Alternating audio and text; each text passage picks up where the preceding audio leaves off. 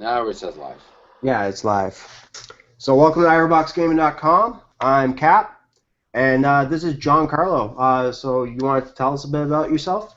Yeah, hi, how's it going? My name is Giancarlo. I've known Carl for a very, very long time. We've had a lot of gaming experience together. Um, Used to run a podcast called Complete Geek Network, and did that for about 3 years with another friend of mine, although the originating idea was Carl's. And yeah.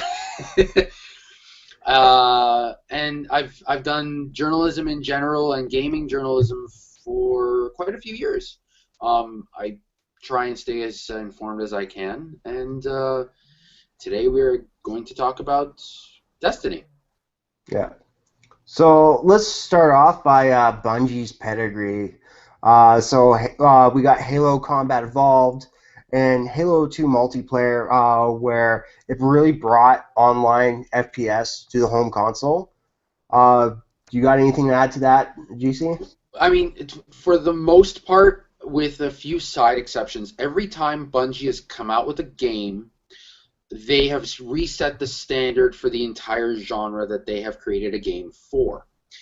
And I think that earns them a lot of respect in the industry. And when they want to come up with something like Destiny, which is outside of their box, no one's really batted an eye. In fact, I had a conversation with some friends back in 2013 where we were asking, let's say someone came up with the weirdest, craziest, hugest idea for a video game. Give me a short list of the developer houses that you would expect to be able to pull off just about anything.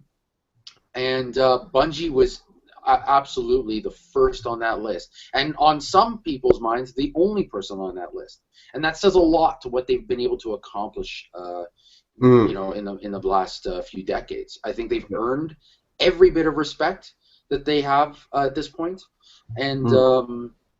I think now with the launch of Destiny, not a few hours away, um, they've shown that they are capable of just about anything. Mm. And even Bungie, when they had a relationship with Microsoft, that almost didn't happen because Apple was trying to buy them too. Right. So in the very tumultuous early days of Bungie, when they were basically just a bunch of guys with computers in a basement, they they were always looking for places for larger companies to back them up, to get them into the marketplace, because it was a very difficult place to be, and still is. But they didn't have, indie games wasn't a thing back then. You either had a video game or you didn't. Um, and and there's a lot of money involved in creating a video game. This is back before AAA $100 million, $200 million, $300 million Digital development distribution. costs. But they were lasting just about as long. They were lasting 3, 4, 5 years to create a game that today's standards would be simple. Some guy could create them on his own within a year, uh, and no one would bat an eye. But back then, things like Marathon were groundbreaking, and nobody had seen anything like it before. So, a lot of people were knocking on their door saying, shut up and take my money and go run with it, and mostly seed capital, but they were looking for exclusivity. They were Mm. looking for something that they could build a larger gaming empire on, because that everybody in the computer world knew that gaming was going to push them forward in terms of software, in terms of hardware, in terms of tools, in terms of progressive thinking and problem solving. It was always going to come from gaming, and and that was mostly because not only was there a lot of money involved, but because there was um, a passion for it. I mean, you show somebody a circuit board, and not a lot of people are going to have an understanding of what they're looking at, much less be wowed by it. You can throw numbers at the wall, or all right, no one's going to really care, except for the common few. But you talk about gaming, and it's a medium for expression, for making people feel and interact and laugh and cry together. Water cooler moments happen through gaming, and they have since, Mario Brothers. Yeah. So, so it was a thing that needed to happen. It was an art form in its very earliest days. And these were the companies who were trying to create paint so that painters could paint, you know? And they wanted to be on the ground floor. They were the ground floor. So Bungie had a lot of people knocking on their door. Ended up being Microsoft that won that, and we got Halo out of it. I mean, I'd say that Halo's been pretty good to Microsoft. Yeah. Yeah, definitely, definitely. I think Halo made the Xbox because I remember the last console generation, it was Xbox until the very end, and people started really adopted. More and more people adopted the PS3. I had the PS3 when it first came out, and it was not a good experience compared to my Xbox. And I've gone through two Xboxes because of the Red Ring of Death. Yeah, yeah. I I mean, remember when you went through yours too. yeah. I mean, Halo pulled Microsoft through some pretty Mm, dark days, and they came out on top last gen. yep. No question about it. Mm, Um, and it speaks to, there's a huge change in how people see gaming as a purchase. I used to say that one game does not a system make, but that wasn't always the case. With the original Xbox, Halo or bust. I mean, that was basically it. Everybody played Halo on the original Xbox, and even through the 360 era, you had you had several Halo titles come through, and Microsoft mm, saw their popularity explode every freaking time. yeah. There's no other phenomenon like it. I mean, there are some that come close. There are, you have your Mass Effects, you have your Gears of War, you have your Uncharted's, but Halo was the first and perhaps the most potent example of a game. Sorry, of a system making game. Yeah. You know. Yeah. Okay, so let's talk about how Bungie is able to make this because they used to be under Microsoft's umbrella. Now Halo is now under 343, which is made up of Bungie. So really, how did this happen? I mean, not to get too far into the minutia of it because these Yeah. guys don't like talking about it, so there's not a lot on it. But basically, when Halo Reach was under its own steam and it was growing on its own, a few of the creative higher ups basically said, "All right, what are we going to do next?" And it wasn't just what's the next Halo game going to be like. It's going to be what do we as Bungie do next?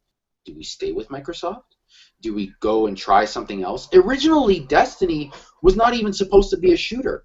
It was supposed to be a fantasy title. It was going to be a Mm. fantasy RPG.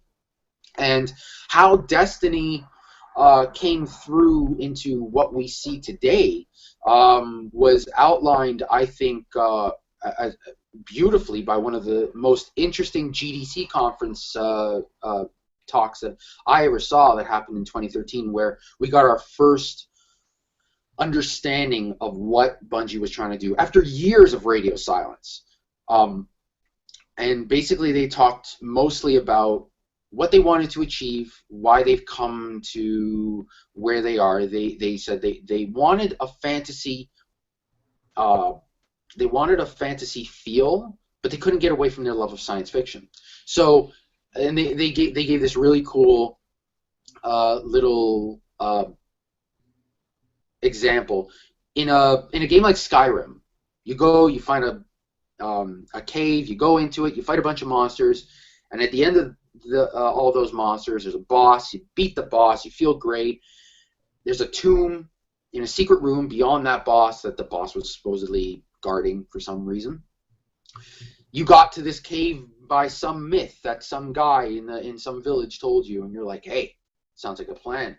Um, you find this tomb surrounded by gold coins and gems, statues of angels, and you open it up, and there's a skeleton holding a sword with a name and a history and a lore and a story, and you show this off to the people that you play the game with, and you're like, look what I earned.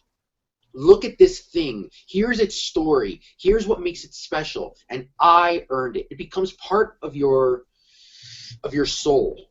Okay? As a gamer, it becomes part of who you are. It's something you're always going to remember. Because you worked hard to get that. In Destiny, you're going to experience very much the same thing, but the trappings are different. Instead of a cave, you're going onto a derelict spaceship orbiting Saturn. Instead of a village where some guy told you it's the last city on Earth. And instead of monsters, you're fighting aliens. And instead of an amazing sword that has its own story and its own lore, it's an assault rifle with its own story and its own lore and its own look. And you're going to hold it up and say, this is what I earned. And people are going to look at you and say, I know what he had to do to get that. That guy is epic. And you're going to be identified by what you've achieved, literally wearing what you've achieved. You know? And that's one of the things that makes RPGs really fun in a social standpoint. Cats being epic in the background. Yeah, it looks like it. There's a bird out the window.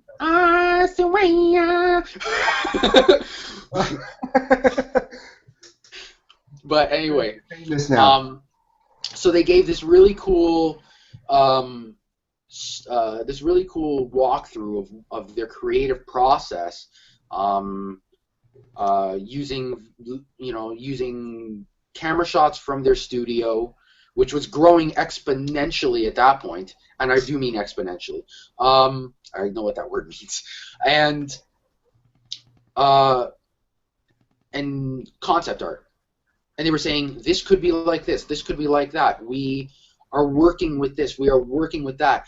And any other company who came to GDC and said, this is what we are envisioning, this is what we're sort of kind of tweaking with and whatever, people would be sitting back and going, so, when's the game coming out? What are you doing?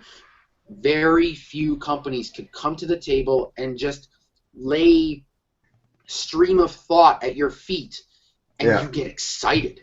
You're like, oh wow, that sounds amazing, because you're not guessing if they can pull it off. You're guessing how epic all of it will be. There's no doubt in your mind that they could pull it off. I watched that GDC conference, and there was no doubt in my mind that Bungie said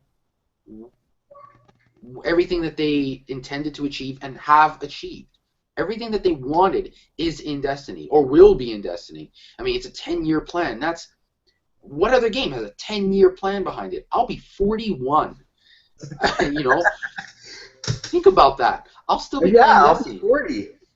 Exactly. That is a crazy concept. I mean, some of the oldest games in the what I would like to call the current era of gaming, which is always connected and online and this and that and the other thing, very few games get to that point. And they're massive billion-dollar enterprises like World of Warcraft and EVE Online. You know, you don't get to see this sort of thing every so often. It is very much the wonderful abomination. You know. Yeah, but going back to Bungie, like putting its stuff on the table, one thing I noticed about like most developers, they're very connected with their community, like the 7 column and all that stuff. They have their own podcast. They do release news quite frequently, opposed to other places. Yeah. So, I mean, the Bungie.net forums have always been very, very active. One would say it's mostly trolls. I find it difficult to say no to them sometimes, because I am on the Bungie.net forums, you know, always looking for information and talking to clans and whatnot. So they've been incredibly patient. through this Yeah. entire process, and it's something that Bungie has earned. Even after saying we're gonna go off into this corner, do our thing, we can't tell you anything. You gotta trust us. For this many people, this many ages, this many backgrounds, for gamers to literally be patient for something is monumental. It doesn't happen. We're very much a culture, and I hesitate to say gaming culture, but we're very much a culture of of uh, of now. Things got to get done now. I want my instant gratification, and for them to be patient for 4 years is astounding. You Yeah. know, not everybody gets to earn that in this industry. Not every developer gets to say, "Trust us," and for the good, and for their community to say, "We trust you. We trust Yeah. you." Like if it No was falseness a about it. different story. Yeah. Oh, absolutely. Yeah. I mean, I mean, even some of the great uh, development houses of the time right now have to really push themselves to have their community trust them for such a long time. I mean, Bethesda has been hitting rocks for a while, and their community starting to kind of turn on them. Mm. Yeah. Even and you know, not to talk too much about Bethesda, but uh, uh, they've always had a rocky time, Yeah. and but sometimes people just get fed up with it. Uh, there's a lot of huge game franchises that will only get you so far as a developer. You always have to be on the next big thing, even if you have to create that next big thing. And if people think for 1 minute that you are not on that track, then you're forgotten. You're Yeah. absolutely forgotten. Yeah. Okay, so what about the story? So, in a nutshell, what's the story? Because It, it is a very it's good sci-fi from what I see. Well, okay. So remember, I've explained how Bungie wanted to create Hmm. that epic myth sense of the game. So they had to create a world uh, where that would seem plausible. So the idea is that around present day, we send a group to Mars, and they find the Traveler. The Traveler is an enormous white ball that imbues upon us power and knowledge and wisdom, leaping us hundreds of years into the future. We start going to other planets and colonizing. We start terraforming Mars and Venus. We're being changed incredibly fast as a species. And at the height of that, at the height of what they call the golden age, the darkness comes. We don't know what the darkness is. We don't know where it came from. We don't know why any of it happened. But we do know it caused the collapse, which are basically everything that we had earned was taken away from us, was destroyed. And humanity and the Traveler were beaten back to the brink of extinction. The Traveler defends with its last breath the last human city on Earth. And this is where a dark age happens. Hundreds of years of us not really knowing where we are, who we came from, what happened. Records are lost. Understanding of the world is gone, and we've had to work ourselves back. So now this Traveler is dead silent, but hanging silently above the last city on Earth. And we know one thing, that the darkness is coming back to finish off what it started. So the Traveler, when it did its last great defense, let loose millions and millions of what it calls ghosts. These little talky, wonderful little beings of pure light that go around and find guardians, protectors of the last city. They find them through the dead. Okay? They find corpses and skeletons and remains of the greatest warriors and thinkers and minds of the Golden Age and brings them back to life. That's who a guardian is. in quoting from the lore, we are the honored dead. Okay, so we're not zombies or anything like that, but we're brought back. Some of you We are robots, though. well, you play a game long enough, you turn into a zombie. Anyway, Uh, uh, you, the idea is that you've been brought back, you've been imbued with the light of the traveler, and it's your sacred duty to defend the last city on Earth, win back what we've lost, and aliens have come from to and fro to take what we built on Earth and beyond. But behind them is this nebulous threat that we know if we don't figure out a way to stop it, it'll end us. No question about it. Children stay up at night worrying about it. Apparently, it's great. And that's the story. Great. That no, I mean it. But there's a I know, sense I know. of I'm just giving you a hard there's a time. sense of urgency. You know, there's a sense of you are now part of this lore, right? And you're out to explore and find a way to beat back the darkness. And become legend. I love it. The marketing on this game is so well done Yeah. that it's so difficult to avoid it because it works so well. You Yeah. know, so just the words that come out of the literature are just Mm. awe-inspiring. Yeah, You know? I could also see this game having like just as many books as the Halo franchise did. For sure. I mean, I can tell you that I'm going to be writing my own story once I'm done the game. I'm already mapping out the bits of it. But the whole idea is that you create your own story as you play this game. You create it by embarking on various missions and quests and exploring different worlds and accomplishing different things. You know, creating a playground like that, creating something that you can log on and whatever mood you're in, however much time you have, you can find something interesting to do and something gratifying. For any skill set, any difficulty level, that's an epic task, and it's something that developers who build multi-million-dollar MMOs have been trying to do for a very long time. Mm-hmm. It's not an easy thing, you know. So let's move on to gameplay, as in multiplayer and then single player, which is essentially the same thing in this one. Right. So Destiny is innately multiplayer. You're always online, and you're always able to interact with various degrees with other players.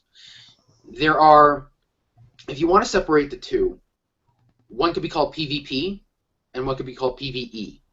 PvE, player versus enemy, player versus environment, whatever you want to say, is the majority of the game. You're going out, running missions, patrolling, doing things like strikes and raids and other various things. But PvP is called competitive multiplayer, which I believe is a great term for it, where you're taking everything that you've earned and learned and all of your abilities into matches against other people who have done some of the same things, some of the different things, learned some different things, and what's cool about it is that when you create a guardian, when you build that guardian up, but you're that guardian wherever you go. In Halo, when you are playing the single player, you're the Master Chief. He has his own story. You go through that. When you are in multiplayer, doing Slayer or whatever, you're not. You're some nameless Spartan who you can mess around with their armor, but all their weapons are the same. All their abilities are more or less the same. There's not a lot of difference. In Destiny, all your armor, all your weapons, your skill trees, how much you've leveled all of your items up, your choices are in the game with you. I don't have a generic sniper rifle in competitive multiplayer. I have the sniper rifle that I earned from doing a mission back there, or I earned from competitive multiplayer itself, or a dozen other tasks that I could be completing. And that speaks to Bungie wanted to giving you a sense of identity throughout the game. So you start with it's a first person shooter through and through with a few RPG elements thrown in. You get a skill tree. You can swap out items that have different effects. Um, but you're basically a lot of it. You're using the same pillars of old Bungie games, which are basically gun, grenade, melee, and they work really, really well. The Yeah. balance, as always, with a Bungie game, is superb.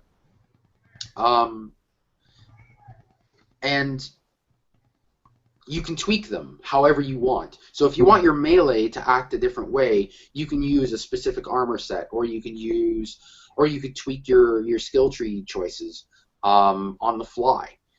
So you're always able to change up your abilities and what you're capable of, which is going to be really, really useful when you get into the higher level endgame content like Nightfall missions and raids. Mm. Yeah, so speaking about Nightfall and raids, what kind of modes are we having? So we got Social Tower, Patrol, Strikes, Raids.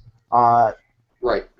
So the social tower is your home. You're able to buy and sell items, manage inventory, level up certain abilities, talk to representatives of this faction, that faction. Get it. You can get into PvP or competitive multiplayer through the tower, but that's your social area. That's where you get to manage all your stuff. Patrols are, once you've unlocked an area, you're allowed to basically drop in, go wherever you want, pick up little mission beacons, work on bounties, things like that, and it's just fun. Everybody who's ever asked for a shooting range in a first-person shooter, or especially a game where you're tweaking weapons, everybody who's ever asked for a shooting range, Patrol is better, because Patrol you're actually able to test your weapons against moving targets that you're going to fight later on, and it's really useful. But it's a free-flowing sort of thing. There's public events that spawn randomly that you can sort of just enter by walking into the area, and your ghost basically says, okay, I guess we're doing this now. And your whole readout changes, and now you're doing that. And if you don't want to do it, walk away. It's really that simple. And players will congregate during the event, which is cool, because the shared world shooter isn't, okay, I have to make a party with you and go into a lobby to get into a game. It's you float in and out of other people's lives in Destiny very fluidly, and your relationship with any of these people can be little to none, can be none, can be little to none, or you can say, hey, you want to go on a strike? Hey, you want to friend me? We can go on a raid. It's really fun. So strikes are single fire team missions that usually last about 40 minutes. They're meant for short-term play. A single fire team is composed of 3 people, which is match made. It can be done randomly, or you can put together a party and go with your friends. And they're fun. They're a lot of fun. There was one available in the beta, and I must have played it at least 20, 30 times. Just because it was fun to just go with random people and just get at it. And they'll have different difficulty levels: normal, hard, and sometimes Nightfall. Nightfall, you're going to get modifiers. They're going to cause you, even at the highest levels, to rethink how you're playing this game. Maybe I want to use a different Guardian. Maybe I want to use a different subclass. Maybe I want to use a completely different armor and weapon set. And you always have to be ready for that sort of thing. Raids are the true end game content. They take hours and hours and hours, and they are not match made. You and 5 friends have to make a party and go do it. Five friends got to go out and do it. The reason that there's no matchmaking is because Bungie has not set out waypoints, has not set out mission parameters. They drop you in and they say, figure it out. And it's hard. This is the hardest stuff that Bungie has ever created. In fact, they invited a top-rated FPS guild to try out the single raid in the game right now called the Vault of Glass. And for 16 hours, they played it and ultimately couldn't beat it. So that says something. It's going to be a monumental challenge. Now, do you want 5 random people with you, which you don't have any voice comms with, and you don't know, and you don't know how they act, and nobody's really pre-planned anything? You know, everybody's played Borderlands where, you know, you make a team with somebody and you're like, let's go do this mission, and they just walk off and go do whatever they want. And it's shared XP, so you're like, wow, what a dick. Can't do that. Not in the raid. Either everybody is working at their pinnacle, everybody's working as a team, communicating properly, or you're all done. And you're not going to get anywhere, and you're going to hate it. But if you can get, a lot of people are bitching, especially on the forums, how you, maybe I don't have 5 friends. Well, then you have other problems other than this game, because join a guild, get to know people through the game, send out friend invitations to people that join you on strikes randomly, get to know people, be social, because honestly, no, really, I mean, think about it. You got other problems though, dude. Sorry. You have other problems. So if you can get 5 friends together, even if you absolutely suck at this thing, you're gonna have fun and you're gonna be rewarded for it. The game is going to reward you for giving your all to anything of whether it be competitive multiplayer or raids or your first missions. Absolutely everything gets rewarded in various ways. Okay, and you will feel like you're building your guardian, like you're building your legend through any of these tasks. Yeah. So speaking about you have other problems, like people are looking at this game like it's a first-person shooter where it's something different. Like that's a major element of the game, but when you look at games like Warframe, I was lost when I played Warframe because it was completely complicated. Like how you mod stuff, how your items level up, how you level up, and then you have to do like this little course to level up. It was very confusing. And I just joined a clan, and it got very, very laid out in a proper way. So when you play games that have a clan structure, like MMOs, like with guilds and stuff like that, there's people out there willing to help you because it's only weak as its weakest link, and they'll help you. Yeah. No, clan. Absolutely. This is a game that requires social networking.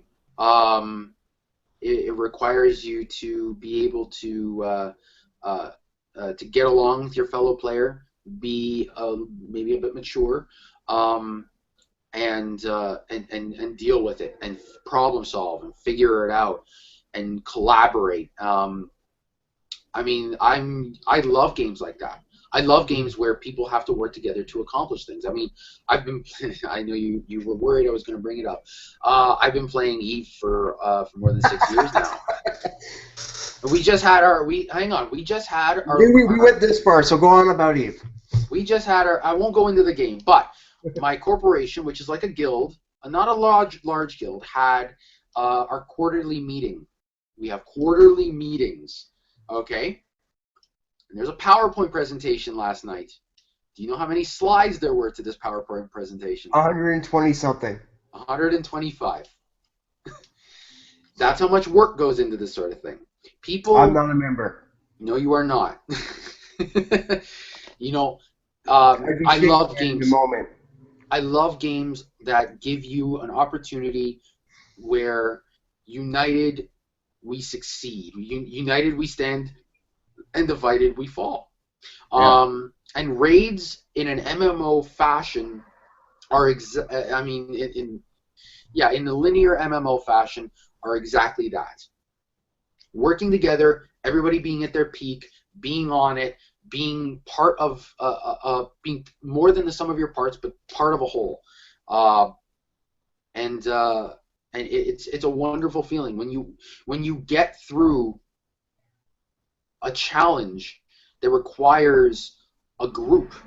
That requires more than just somebody playing, being the lone wolf on Team Slayer, which Mm. or not caring about capturing the flag in a CTF match. That Yeah. kind of stuff. These players are not going to succeed. They're not going to be able to access the best content in the game, the hardest content in the game. Now, granted, there's going to be a lot of people who just want to get into the multiplayer, and they'll be wonderful. But if you want the great gear, if you really want to get at it, you're going to want to try raids, and you're going to want to try working as a team, because the entire game is, especially at the later levels and a lot of the competitive parts of it, you have to work as a team, and you're rewarded instantly for that sort of thing. I'll give you an example. In competitive multiplayer, we had during the beta only one type of multiplayer match available to us: control, which is basically control spot A, control spot B, control spot C. Yeah. It's a fairly common thing. I was kind of hoping like a Slayer type, but I didn't get it. Right. If you don't deal with any of the control points, if you don't act as a team, you may have a wonderful KD. You may be having the time of your life, but at the end of that match, it's going to say you lose, and you're going to get crap for it. You're going to get very low XP. You're going to get no interesting items, and you're going to say, WTF? I did awesome. True, but your team lost. Mm. The team was what mattered. I'm really looking forward to 3-on-3 matches. I Because remember that's a thing. The skirmishes, let's scratch our beards. Yeah, yeah, Oh yeah, yeah, yeah, beard yeah. scratching intermission. All right. Yeah. I'm really looking forward to that, because you really get to know who's in a 3-person team, even in strikes, who's on your back, who's got your back. Who's just there to ride your coattails, and who's there to make sure that the team succeeds. And you want to learn that. You want to learn that a really easy way. Start failing, jack the difficulty, and start just sucking, and see Yeah. who's there to help to revive you. See who's going to put their neck out and say, I need this guy to be alive, because we need to get through this thing. It's a we thing. There's no I in team. Yeah. That's the kind of person that I go after the match and I'm like, friend request. Yeah. I had a player like that during the beta. I wasn't doing too well. Like, it's on my live stream. You can watch this one guy. He had my back. He was covering me because I didn't have weapons at the level that I should have, and like he had my back solid. Yeah, yeah. And coming to someone's rescue is a wonderful thing. Don't think it's a one-way street. If you're the hero of the day, you feel great about it, because the epicness, that's a horrible word, but I'm going to use it anyway. The epicness of the setting and the music and the weapons and the powers and the supers and the this and that and the other thing, when everything happens and you come in, both your guys are down, and they're being they're being pinched by a bunch of fallen, and you come in there with those fists of havoc. Burn! That is amazing. All right. That's amazing. That's where you want to be. It's the awesome be that sauce guy on who's just top. like, bang, yes, You know, revive, let's do it. You know, that sort of thing. That's what you love. That's the Yeah. kind of thing that you talk about. That's the water cooler moment. That's every few seconds Bungie is giving you an opportunity to your lizard brain light up in the best of ways. You know, and there's very few games that do it. You know, and Bungie's masters of it. They break it down to a psychology, and they're going to use that, and they're going to give you a wonderful time if you let them. You know. Anyway, I keep ranting. I know. And so we got modes, we got story, we got pedigree. Is there anything you want to add? Right. So I mean, there's a lot. As I've said, there's a lot Oh of yeah, customization. This is a yeah. 10-year game, so Mm. don't think that when the game comes out, this is it. Go on the BNet, B.net, the Bungie.net forums. There's a whole feedback session. Be as vocal as you can be, but try and be respectful and helpful. Don't just say my gun sucks, fix it, you all suck.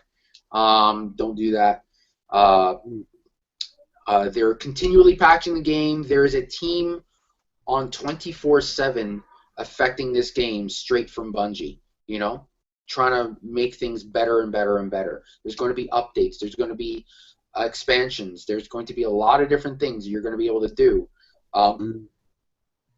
and just try and be cool with other players. You know, this is Mm. not a game where you can be a lone wolf. This is not a game that asks you to be a lone wolf, and it really doesn't give you an opportunity to. And I think that's a great thing.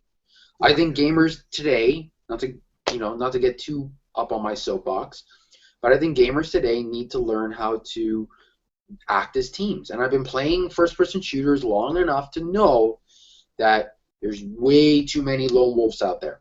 Mm. It is not cool when you lose a match, but some guy's got a massive KD ratio because he's camping bullshit. You know, Yeah. Yeah. be part of It's the no free team. for all, homies. Yeah, and don't drop matches. Grow a pair. Or whatever the Bad gender kids can neutral. drop matches, though. Come on. If you drop a match because you DC, okay. If not, stay in there. Give it your all. Don't be that punk who newts your team just because oh, this isn't my thing. I'm not doing too well. I'm gonna go play some Minecraft. Don't be that guy. Okay, be a bro or a bra or whatever the gender neutral part of that is. I don't know. You know what I'm saying? Boys need to be men, and women need to be able to game. That's a different conversation. Yeah, that's a whole different conversation. Yeah, Yeah. that's all Yeah, other let's, kinds of let's rants. not walk down that road today. I'm trying to get subscribers. Yeah, yeah, absolutely. I think this is going to be the game of the year, if I already not know the it is. generation. I already know it is. Yeah. Like, from what I've seen of, like, Bungie's always competed against Halo. I mean, Call of Duty. Say that again. Yeah, and now you know what? That's interesting. It's interesting that you say that because Call of Duty has always been the king of the hill. Not No, not always. Well, you know what I mean. It's as far as profits go, it's a huge thing, and it's always been Activision's pride and joy. That's what they do. Okay, Mm. they use other games to sell this one game sometimes. Now they're using their upcoming game to sell. Yeah. Now Destiny. they're using Destiny to sell the next COD. Yeah. Because COD is COD, but Destiny is. Something People are different. psyched. Something different. There are already people putting in massive cosplays into a game that isn't even out yet. That's crazy. Well, look at the Twitch community. 56,000 people right now. And those are advanced copies that were given out because obviously Twitch has, if you get caught streaming this game early. That's how mailing works. I mean, if you're close to the distribution center, you get it early. You know? Yeah, and that's fair because it helps them sell the game. But like Yeah. it's second to League of Legends right now. Right. And LOL players are, they they're a little They're a different breed. We'll call them something. a different breed. Man, when I went to PAX East and they had that whole thing off to the side where it's just League of Legends, the crowd, I gotta hand it to them. They have a great energy, but I have no freaking clue. And someone said to me, like, I asked, how many hours do I need to put in this game to actually understand what the hell's going on and get good at it? Someone said 1,000 hours. I'm like, what? 1,000 What's hours? what's going to keep me entertained for 1,000 hours? 1,000 hours of losing? Nope. But they're ravenous. But PlayStation and Xbox, there's never been a more played game at a single time than Destiny, and it's only been out on beta. It's the most played game on Vita Connect Play, and up until a little while ago, people didn't even really know that was a thing you could do. But I did try Vita Connect Play on Battlefield. It was unplayable. yeah, apparently the one on Destiny is pretty cool, and it even has they even rejigged the controls, so it might be even better on Vita, and that's something, you know. So I don't know, man. I'm picking up my copy in a few hours, and I'm looking forward to actually having time to play it. Yeah, I got 4 hours Oh where yeah. I am. Well, So it's 9:30 now. yeah, so you got like a lot less time. It's 7:30 where I am. Yeah, but I'm gonna come home and I'm gonna pop it in. I'm gonna get it installing. It's apparently a 40 gig install. I'm gonna Mine's put already installed. Yeah, because you have the digital. Yeah. See, I got the limited edition. I was gonna go for the Ghost, but I thought, you know what? You know what? Do I really need that thing to sit on my shelf and collect dust like that poor dragon over there for Skyrim, or my Master Chief helmet from I Halo remember 3. when you got that. We stood in line for that. Why don't you tell the story of that night? Just to close Okay. this thing off. Okay, so this is a moment of gaming legend. Okay, so I was staying on his couch, and this is the day that Halo was released. So we got at Future Shopper EV, It was the EB at but at we the went through Eden the Future Center. Shop 10. Right, but it was the Yeah, EB at the Eden Center in Toronto, Canada. yeah, Yeah, yeah. Not Toronto, and Texas. we all lined up. There was a very large line, and the reason this night was epic, it was for a few reasons. The first reason is As we that made there our was internet this debut. my internet debut. Oh, you Ours. know what? Yeah, exactly, ours. So there was this show, still is a show called Pure Ownage. I was in an episode because the Halo 3 episode, I was that guy wearing the Master Chief shirt, that Master Chief armor shirt, which looked horrible on me. Yeah, Um, and I was wearing a stupid fedora. yeah, and you were wearing a fedora, which you were rocking back then. I can't. It was before Um, everyone else was, though. a little bit ahead of your time, yeah. I mean, Yeah. to be perfectly honest, I'm if a you I'm changed a how, pioneer. I'm a yeah, pioneer. right. If you if you changed the rest of your outfit, I think you would have. I think We it would actually have got a worked a viewer, lot eh? better for you. Business casual, I think, would have worked really well for you back in the day. We actually got Um, someone watching us. we actually got what? People weren't watching us before? Well, we Oh were my just goodness. recording this for YouTube. Now we Oh got yeah, someone yeah, on yeah, yeah, here. yeah, yeah. All right. How's it going? Um,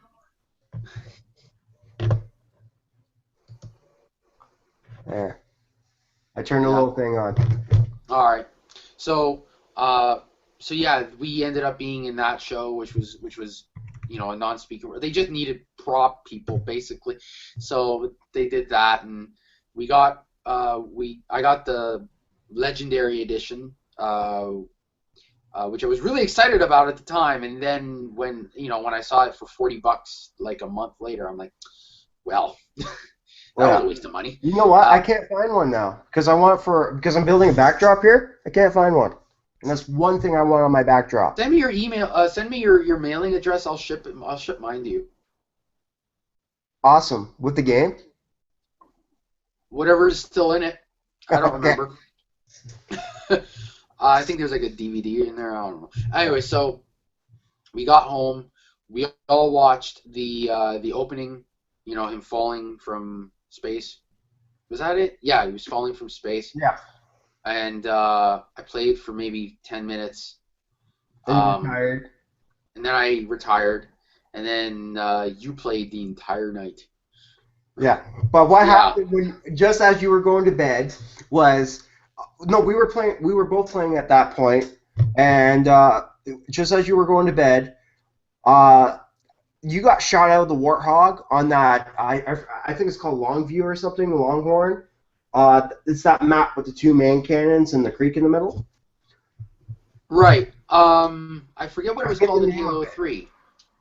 What? I forget what it was called in Halo 3. Yeah. The map was originally called Blood Gulch, and then it just It had was the different Blood names. Gulch of Halo 3. It didn't look anything like Blood Gulch, but Right. it was essentially Blood Gulch. So Right. he gets shot out, and I'm on the turret, and I took out like how many guys? I got killed tacular. Yeah, we were on a bit of a streak. I mean, we had this. We were kicking ass. We had a great synergy when it came to me driving a Warthog and you being on that turret. We did really, really well. I was in the zone so many times with that Warthog. I absolutely loved it. I mean, th- there's very little in in other games that can compare to that feeling. I was Mm. kind of hoping that a Warthog style um, vehicle would be available in Destiny. Not so much. Well, Um, sorry. In all honesty, the Warthogs were misused in Halo. Like mm, someone would just drive off with it and waste it. right, but Right? You have to be playing with your clan to be like, okay, we're going to keep this going, and this is what we need. right, But when you're just playing like general matchmaking, it was like, fuck this, yeah, because I would be walking across the map yeah, because someone would take all the vehicles. yeah. And the only thing I was better at than driving a Warthog was bombing people in a Banshee. Yeah, yeah, I couldn't match you with the Banshee. No, no. I'd plasma you, but then like somehow you jump out, get me. Yeah, yeah. Um, so what's cool about to bring it around again in Destiny, you always have a vehicle, and so no one can Mm. take away your ability to move across a map quickly because you can just a single button press spawn your Sparrow, and it's a single seater Yeah. rocket bike, and you're going in 3 seconds. You are literally boom. And that's great. I absolutely love it. I love the feel of the Sparrow. It's a lot of fun. You can use it in competitive multiplayer as well. Just instantly bang, especially First Light on the moon, where it's a Yeah. large vehicle-based map. Your your ability to get to certain points fast, just even outskirting the outside of the map in your Sparrow is sometimes very, very effective. Mm.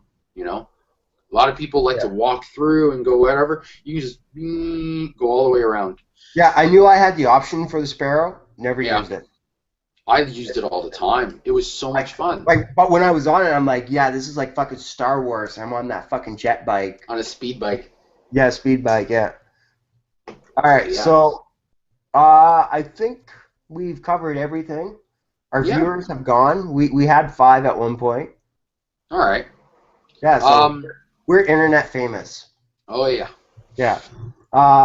Yeah, so awesome. And hopefully this does record onto my YouTube because that would have been a waste of time. Yeah. But it was We'll. a chance that we took, and we took it. Yeah, exactly. We'll do this again. We'll have we'll do We Twitch should do this on. monthly because you know what? Properly promoted. Actually, let me stop the broadcast right now. Sure. Okay. Hey, take care.